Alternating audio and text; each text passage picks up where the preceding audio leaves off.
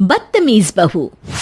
सभ्यता से भरपूर शास्त्री परिवार की इकलौती बेटी मोहिनी को बचपन में ही पढ़ाई के लिए विदेश भेज देते हैं, जहां से वो सालों बाद ग्रेजुएशन पूरी करके इंडिया वापस आती है, जो अब संस्कार, सभ्यता, संस्कृति जैसी चीजों से कोसों दूर होती है। एक सुबह मोहिनी शॉर्ट ड्रेस पहने, कानों में हेडफोन लगाए जोर जोर से इंग्लिश गाने गाती हुई घर में घूम रही होती है। सुबह सुबह भगवान का नाम लेते हैं, राक्षसों की तरह चिल्लाते नहीं। पॉप्स, आपको अच्छे गाने की बिल्कुल समझ नहीं है, so take a chill pill. अरे मोहिनी, पापा से ऐसे बात करते हैं क्या? सारी तमीज भूल गई हो। ओह मॉम प्लीज, इतनी बड़ी भी कोई बात नहीं हुई, सो डोंट ओवर रिएक्ट। ऐसे ही दिन बीतते हैं जिसमें मोहिनी के तौर तरीके, रहने और बात करने का ढंग उसकी मम्मी पापा को परेशान करने लगता है। भला कोई मानेगा कि ये मेरी बेटी है? रीति रिवाज और संस्कारों से तो इसका दूर दूर तक कोई नाता नहीं, और अब तो लगता भी नहीं कि कभी होगा। अरे ऐसे कैसे नहीं होगा? लड़कियां सारे नखरे अपने माँ बाप को ही दिखाती है। ससुराल जाकर उन्हें सब कुछ करना भी पड़ता है और मानना भी। पत्नी की बात शास्त्री जी समझ जाते हैं और कुछ ही दिनों में अपने से भी ज्यादा धार्मिक परिवार में निखिल के साथ मोहिनी का रिश्ता पक्का कर देते हैं। रिश्ता तो पक्का कर दिया, पर यहाँ मोहिनी को कैसे मनाएंगे? शादी ब्याह के मामले में आटे में नमक जितना झूठ तो चलता है जी। इसी तरह एक के बाद एक तिकड़म लगाते हुए दोनों मिलकर मोहिनी को शादी के लिए तैयार कर लेते हैं और मोहिनी निखिल की शादी हो जाती है, जिसके अगले दिन से ही मोहिनी दोबारा अपने पूरे अवतार में शॉर्ट ड्रेस पहनकर घर में घूमने लगती है।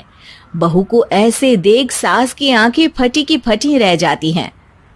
अरे ये क्या बेशर्मी है, हमारे घर की लड़कियां जींस तक नहीं पहनती और तुम बहू होकर इतने छोटे कपड़े पहनकर पूरे घर में घूम रही हो। सीरियसली मॉम, प्लीज आप अपनी इस 80 के दशक वाली सोच में मुझे इंक्लूड मत करो। हाय तौबा, एक तो बेशर्मी दिखाती है, ऊपर से सास के साथ जुबान भी लड़ाती है। अरे जल्दी कपड़े बदल कर आ, घर की पहली आरती तुम्हें ही करनी है। इतनी देर में निखिल भी वहां आ जाता है। माँ पापा आने वाले हैं, पूजा का सारा सामान तैयार है ना? ये पूजा हमेशा मेरे बॉयफ्रेंड्स के पीछे पड़ी रहती थी और अब हस्बैंड के पीछे भी आ गई। मोहिनी की बातें सुन सास तो अपना सिर पकड़ लेती है, लेकिन निखिल किसी न किसी तरह उसे पूजा के लिए कन्विंस करके कपड़े चेंज करने के लिए भेज देता है, जिस पर पूजा खत्म होने के बाद वो एक बार फिर अपनी शॉर्ट ड्रेस में आ जाती है। बहू, ये क्या तरीका है? संस्कार नाम की कोई चीज है या नहीं?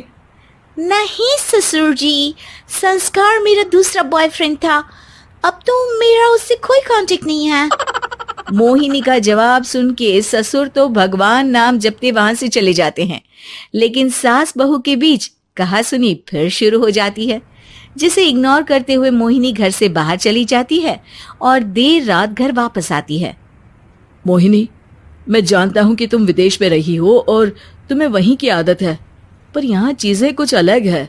अगर तुम उस हिसाब से कुछ एडजस्ट कर लो तो सबके लिए सही हो जाएगा। I am not in a lecture mood. Good night. अगली सुबह मोहिनी देर से उठकर एक बार फिर उसी तरह सबके सामने आती है, जिस पर उसकी सास कुछ बोले उससे पहले ही मोहिनी की दोस्त मोनिका और रेचल वहां आ जाती हैं। Oh hi darling, how are you? OMG, we missed you so much. I missed you too darling. Ram Ram, इन्होंने तो तुमसे भी छोटे कपड़े पहने हैं। अरे तुम लोगों के अंदर कोई शर्म लिहाज बाकी भी है या सब बेच खाई? मोहिनी, तुम्हारी मेड कुछ ज्यादा नहीं बोलती?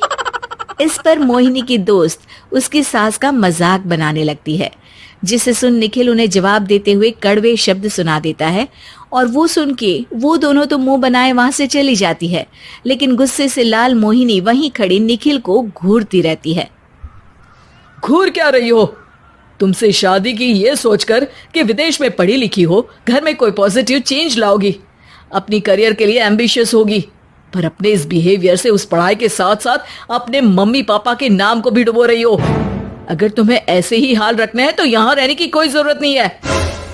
निखिल की बातें सुनकर मोहिनी रोते हुए घर छोड़कर अपनी मम्मी पापा के पास वापस आ जाती है। ससुराल में सब कुछ ठीक तो है? वो अपने आप को समझते क्या है? मोहिनी पर चिल्ला रहे हैं? मैं क्यों उसके इशारों पर चलूं? मैं अपनी लाइफ अपने तरीके से जीना चाहती हूँ और वो ना आप लोगों को मंजूर था और ना ही उन्हें है। तुम यहाँ नहीं रह सकती। अपने पापा की बात सुन के मोहिनी हैरान रह जाती है।